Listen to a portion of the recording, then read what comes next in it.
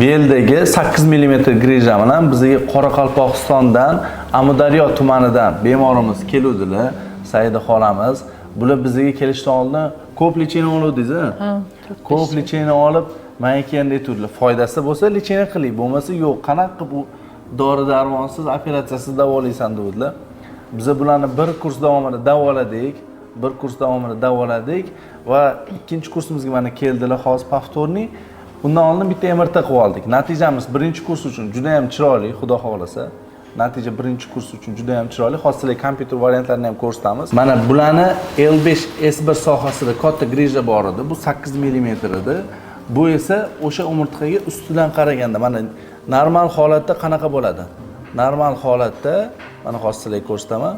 Mana normal holatdagi disk va mana nerv chiqayotgan nervlar. Bularda mana qaranglar, L5S1 da o'sha narsa qisib qo'ygan. Ko'proq chap taraflama qisib qo'ygan bo'ldi. O'ng tarafda ham ozgina bor-ku, lekin chap taraflama ko'proq qisgan.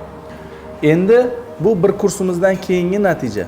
Mana bir kursdan keyingi xuddi o'sha L5S1 mana ko'ryapsizlar, kichkinaligi ancha, mana qisishi ham ancha kamaygan. Hali bu bir kursimiz, hali oldinda yana bitta kursimiz bor, Xudo xolasa.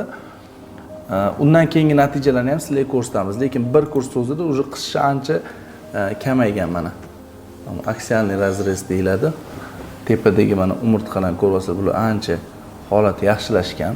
Mana bu qog'oz varianti, bu do, mana bu posle. Saida xola, kelganingizda bizda nima bezovta qilyotdi va hozir qanaqamiz? Bitta aytib o'tib ketaylik. Assalomu alaykum. Hammaga nima?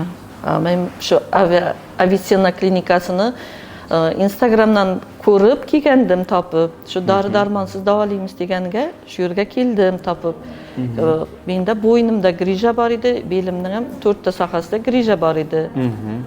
Allohga shukr, shu bitta kurs lecheniya olib, keyin hozir yana ikkinchi kursga keldim.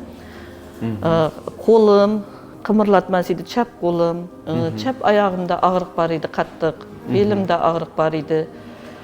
Bo'ynimda osteoxondroz bor edi. Allohga shukr, shu lecheniyadan keyin qo'lim bemalol hozir ko'tarilib, bemalol qimirlata olaman. Oldin kiyimni kiyishga ham qiynalardim. Shu og'riqlarim ham kechasi og'rirdi, shularım qoldi, davleniyam ham chiqardi, bosh og'riq bo'lardi. Ularım Allohga shukr yaxshi, lechenialarim, bo'ynim og'riqlar qoldi. Og'rig'imiz-chi kelganimizda oyoq orqasidan bir chiziq bor tortib olgan og'rig'imiz.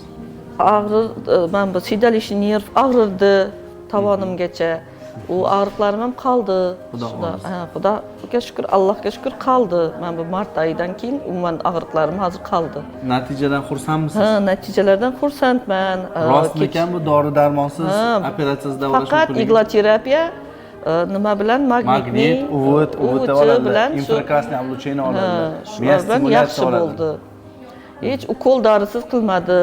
Ukol dori qilmadi. Shuning uchun men shu yerda tanlab o'zim Instagramdan topib keldim.